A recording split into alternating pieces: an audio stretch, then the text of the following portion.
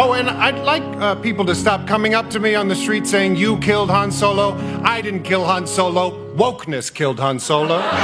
Hey guys, Script here with another video, and today we're going to dovetail sort of my previous video about George Lucas siding with Bob Iger and kind of get a little more details as to why that is. And this really comes down to this battle with Nelson Peltz, who I think was the CEO of Wendy's at one time, and his trying to get himself and I believe a few other people to replace the current board of Disney. It seems like it's pretty clearly, sort of philosophical differences right now between them. Nelson Peltz criticized Disney's woke film strategy with Black Panther and the Marvels. Disney stood by its strategy and urged shareholders not to vote for Peltz as the board proxy fight heats up. And that's essentially what George Lucas was saying. He said, we don't want amateurs, running Disney. I side with Bob Iger, who, let's not forget, not that long ago in an interview with Charlie Rose, he called them the white slavers that bought his Star Wars and wrecked it. So all those Star Wars films. All the Star Wars films. They were your kids. Yeah, well, they are right.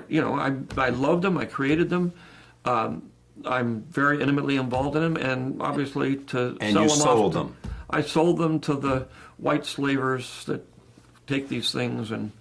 Okay, but I mean, he also said to a Zoom call with a bunch of students, basically saying that it's not his anymore and they've changed it and yada yada yada. And then all of a sudden, fast forward to today, and now he's I love Bob Iger and all that, which is weird too because you consider Bob Iger. George Lucas has said that he was under the impression they were going to honor the treatments that he gave them for the sequel trilogy, which of course they went the complete opposite direction. So it's really weird, and I think it really just points to the fact that George is the biggest shareholder in Disney, personal shareholder, like individual person. And he just doesn't want to lose money. And he wants the stock to go up so that if he does eventually sell it, he doesn't lose money. Because right now, compared to when he got those shares when he sold, they've gone down a significant amount. I think it's 35 or 40% now because it went down. It basically got cut in half there, and then it's slowly kind of been going up a little bit over the last 3 months, something like that. So this is just all about money, right? I think George, based on his previous things that he's said, he's basically just saying, I don't care anymore. I just want to make my money. So sure, I'll side with Bob Iger because that'll give investors confidence in the people that are running it and that'll make me more money. However, that doesn't necessarily need to be the case. Let's just see what Nelson Peltz's situation here is. And maybe there was another way forward with a new bunch of board members that would actually make the stock increase more. Let's just see what we have to say here. As the Disney board proxy fight nears its deciding day, activist investor Nelson Peltz is taking aim at what he calls the company's woke film strategy, particularly as it pertains to Black Panther and the Marvels. Okay, in a recent interview, Peltz questioned the leadership of Kevin Feige of Marvel and the larger movie strategy under CEO Bob Iger, though he said he did not want either leader unseated. Peltz is outwardly campaigning to take the board seats of current members Froman and Lagomasino. He questioned how long Feige should remain and what the strategy should be moving forward. Okay, now for me, just make good movies, man. If they suck, they suck. If they're good, they're good. And just too many of them have sucked lately. Whatever the situation. People go to watch a movie or show to be entertained, Peltz said. They don't go there to get a message. Generally speaking, that's true. I mean, although we've always accepted messages of like positivity, sacrificing yourself for your friends, things of that nature. Those were always messages, but he's not wrong in the sense that I don't think most people really want to be lectured, I guess. I don't know. Maybe that's where he's coming from. About what they think about the modern world. I don't want to be lectured about that. I like timeless things. Like I said, sacrificing for your friends or whatever. Why do I have to have a Marvel that's all women? Not that I have anything against women, but why do I have to do that? Why can't I have Marvels that are both? Yeah, I mean, that's fair. I mean, I'm for that. I mean, I'm not against the all women. I just thought the show, I think it sucks. It's not because necessarily it's all women. It's just crappily written and sloppy. And I'm not going to waste my time watching crap. I don't disagree to the extent that it might make things more interesting if there's more variety. That's kind of what was cool about, X-Men and things of that nature. There's plenty of men, plenty of women, plenty of different personalities, all that stuff. That's what kind of made it fun. When it's all one thing, I don't know. I see where he's coming from, but at the same time, you can make an all-woman. Like, let's face it, if Ghostbusters 2016 was funny and wasn't like a queef joke every 15 minutes, and that's all they had, I would have liked it. But just sucked. The fact that they were females isn't what made it sucked. It sucked because it just sucked. This just wasn't funny. It wasn't a very good movie, right? Like, so I don't really agree with this totally, but okay, I see where he's coming from. Why do I need an all-black cast? He said in an interview. So is he talking? He must be talking about Black Panther. Isn't that what Black Panther is? You guys correct me if I'm wrong. I never read the comic Black Panther. I wasn't into it. Did it not have any white people in it at all? It must have had someone, not necessarily in Wakanda, but somewhere. But anyway, isn't it? I thought it was like that's what it was. And the thing about all black cast, I mean, we've had tons of shows going all the way back, the 70s, 80s, 90s on TV, sitcoms, all types of stuff with all black cast. That's not new, and I don't think the all black cast was a problem. I think Black Panther did pretty well, if I'm not mistaken. I think the second one, I don't know, I didn't watch it, but the first one was pretty good and it made a lot of money. And I don't know. The second one, I think, when they made it into based on the female, wasn't it? Wasn't their main character? Because the guy died, right? What are you supposed to do? I didn't watch it. Maybe it sucked, but I don't think it had anything to do with the all black situation. I just think, just hire better writers. Don't make it about wokes. Just say, listen, this is garbage material. We're losing money. We need better people in here. If that's your argument, I want to replace the board because we need better people making this content. That would be a much more compelling argument for investors, I think, than going this route. These comments recall similar anecdotes about former Marvel Entertainment chairman and CEO Ike Perlmutter, who is afraid of Peltz's and a supporter of his proxy who is a friend of Peltz's and a supporter of his proxy fight. I know Perlmutter was running Marvel in the 90s. I'm not exactly sure when he stopped. Let me know in the comment section, but he was running it back when it was, was what it was. It didn't have a lot of the sort of new, I guess, what they would call woke stuff in it. So he's supporting Peltz. Now, what's interesting about this is Iger has already been removed. So it's not as if we can sit here and say that Iger is like some sort of accomplished CEO of Disney. He was removed for a reason. It was not doing well. The problem is they replaced him with somebody probably even worse in Chapek. So it wasn't, but that didn't make Iger's contribution good just because Chapek was worse, right? I think they do need a shakeup. I couldn't agree more. If I was an investor in Disney, I'd be like, maybe we need to change things up because this isn't really working. But Iger has a lot of sway. He's, in his memoir, The Ride of a Lifetime, Iger said he received pushback on his idea to diversify the slate of Marvel movies and stop exclusively featuring characters who were white men. Is that what they did? When presenting the idea, Iger wrote that one of the leaders of the Marvel team in New York, run by Perlmutter, told him female superheroes never drive big box office, but Iger decided to move forward. Now, again, I go back to what I was saying earlier, X-Men, I think that was one of, if not the first Marvel movie. It was really well done, and it was the X-Men, there was Storm, there was male and female characters. I don't get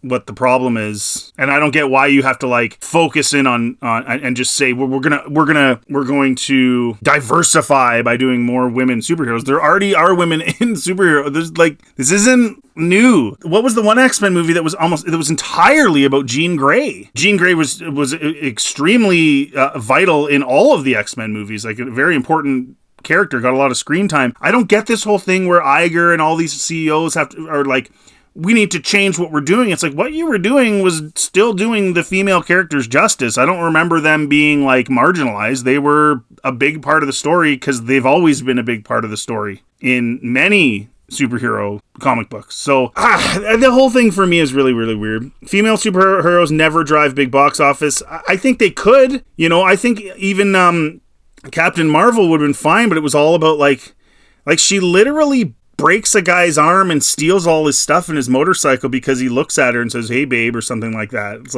that's not really superhero-y. So maybe it's just that message you're pushing that men are bad. So because he thought she was hot and said something to her, he deserves all of his stuff stolen and his arm broke. Maybe that's the problem, is the writing. It's not the female, it's the writing. And I would also concede that some of these actresses are caught up in this whole thing and then they say stupid things in their interviews. They really do. And the actors too, don't get me wrong. I mean, Pedro said some stupid stuff. Ruffalo, forget it. He said whole swaths of stupid things. So I'm not saying that, I'm not picking on, but they get caught up in this. And again, it's not that you can't care about those things, but that the story has to come first. That has to be paramount. Regardless of anything else, if the story sucks, It doesn't matter what else you do. The story has to be good. Like, She-Hulk sucked. It wasn't because of the message. It just was a crappily written show. It was dumb. I called Ike and told him to tell his team to stop putting up roadblocks and ordered that we put both Black Panther and Captain Marvel into production. Well, if he was blocking Black Panther, well, then that's dumb. As far as Captain Marvel, I think, if it was story related, if he thought that, it wasn't going to work based on how they wrote the character, then that's fine. If you're just saying, well, women just can't sell at the box office, which is what he's kind of saying here, then he's kind of a dip too. Disney continues to stand by this decision in a letter to shareholders Monday entitled, "Oh, Nelson." The company specifically referenced the Marvel quotes as well as his statement in the article. What sense is being a billionaire if you're not a bully? Okay, well, guys, if billionaires have ego, they're crazy driven, and they're not the average man. You're talking about a tiny, tiny percentage of men out there that are willing to work 120 hours a week, and they're just hyper motivated, crazy guys. And so there's ego there. That to me is that's how they kind of go about their business. But anyways, his other stuff is pretty dumb that he said. Imagine the damage Peltz would do to Disney's boardroom with these perspectives, the letter reads. In addition to defending Feige, who Disney writes has an unparalleled track record at Marvel, which has generated about $30 billion in global box office revenue, the entertainment conglomerate reiterated their view that Peltz does not understand the business and would not create shareholder value and brings no additive skills to the board. I don't think Iger does either, though. Feige has done some really good movies, but lately things have not been as good. You can't argue with the $30 billion, but at the same time, right? In anything, when there starts to be a decline and it's not looking like things are getting better, it's not saying that Feige's garbage. It's just saying maybe it's someone else's turn. You know what I'm saying? And that's where I'm coming from. I think maybe it's just somebody else's turn to start getting into these things. Somebody that can write them a little better. Like the Marvels was just it was crap, right? Like, and then there's the Madam Web as well and all this stuff. So there comes a point in anything in life where sometimes it's just like, you got to move on. And he's been there a really long time. Nobody's saying he doesn't have success. Nobody's saying he didn't generate a lot of money. But that doesn't mean that right now things that are going out are really very good either, right? Two things can be true at the same time. Peltz, including his silent partner Ike Perlmutter, would harm Disney and jeopardize our strategic transformation. Strategic transformation, well, that's talking about, focusing more on the female side. Which, again, if you want to do that, but it's a male-dominated IP, always has been, just like Star Wars, just like all these things. For me, it's woke in the sense that they're writing these women as, like, not really women in a lot of ways. Like, they're not the type of woman I would want, like, say, my daughter to be. They're very reactionary. They're emotionally driven. They're not like a smart, logical character a lot of times. They're kind of and then of course there's all this, like I said in Captain Marvel and stuff, where it's like, we got to put down the patriarchy, and they have these mindsets. But ultimately that's the sort of woke side, is the poorly written female characters. As far as trying to make it female centric, that is they adopted a strategy based on consumer trends. So the trend has been that there are far more female consumers now in terms of how much money women are spending in the marketplace, and it's now overlapped men. That women are spending way more money on consumer products, entertainment, everything else than men are right now, and women are spending much more money on their credit cards than men are. And so they said, okay, long-term strategy, like, let's, for argument's sake, say in 2015 they said, okay, long-term strategy, we want women, we want Marvel, Star Wars, all these IPs that were men-centric to be more in line with women-centric and pull those customers in. We may not right away, but in the long run we will. That was their mindset. But again, you can have that strategy, I guess. I think it's really difficult because, again, these are male-dominated IPs, and maybe you should have just stayed there and made your money. But if that was your strategy, good, bad, or ugly, whatever, like take Rey. They could have made Rey in Star Wars a really interesting character, but they wrote her in the, quote, woke way, which is she doesn't have any flaws.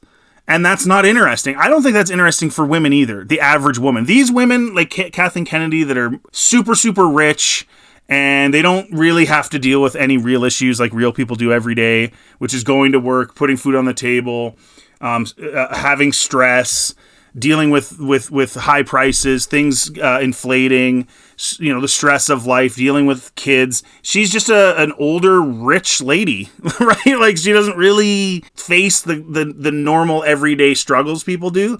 So they're writing these female characters without having struggles, and I don't think that relates to females. So again, if your strategy was to go down that road, that's whatever, but if you do it in a poor way, you can't blame Peltz for being like, this isn't working. We need to go back to what we were doing before, because he's seeing it and going, well, these are losers. This isn't helping. We're not going to make the big bucks we wanted to make. But like I said, it's more about the writing, but I can see where he gets to that point where he's like, no, we got to just squash this.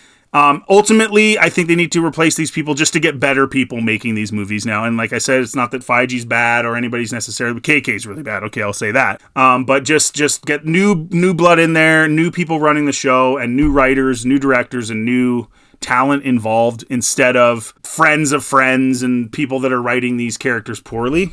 Both sides have been campaigning and receiving shows of support in the lead up to April 3rd board meeting, with Iger and his board of directors receiving support from the former CEO Michael Eisner, Star Wars creator George Lucas, yeah, we talked about that, Lorene Powell-Jobs, and the grandchildren of Walt Disney and Roy Disney.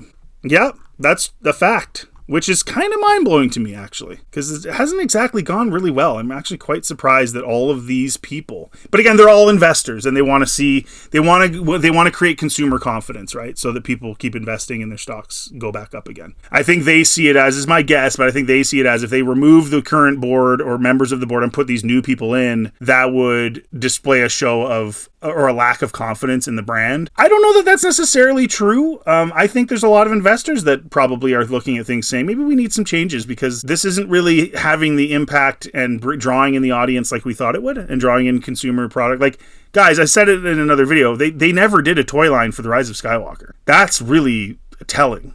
Like, that is extremely telling. It's clearly not really working, but whatever. However, Peltz's Trian Partners has received support from influential advisory firm Institutional Shareholder Services, which is recommending that its clients vote to add Peltz to Disney's board of directors. The firm did not advise voting to add former CEO Jay Rasulo to board, which Peltz is requesting. So there are people on both sides of this. Again, I think it's okay to have some change. I'm not even saying it should be this guy necessarily, but I do see that with Lucasfilm and with Marvel and stuff like that, and even DC's going through it as well. There just needs to be a turnover of people now. The same people just keep on getting pulled back in, and whether it's Iger or Feige or Kathleen Kennedy and her crew and all this stuff, it's time to move on from these people, because they're old. They're old blood, I guess, is the way to say it. Not that they're necessarily old, but they've been there long enough. 10 years of this with Star Wars, even longer with Marvel, 20 years or whatever. It's time. There's nothing wrong with that. So let me know in the comments what you think. Do you think they should start changing things? Leave it alone? Should they keep going down the same road where it's all about trying to turn it female? Is that a smart strategy, or sort of appeal to the women? Do you think they're actually appealing to them, or the writing is making it worse? What do you think of all this? This is very interesting. And again, I'm disappointed in George Lucas, but at the same time, he's an old man. He's an old man, and he just wants his stocks to go back up again, and he wants consumer confidence. And someone's in his ear saying, support the current board, because if you don't, then the consumer confidence is going to go down and people are going to sell the stock. I guarantee you that's what's going on. Let me know in the comments section what you think. As usual, guys, if you do like this content, please like, subscribe, also helps the channel, and have yourselves a really good day.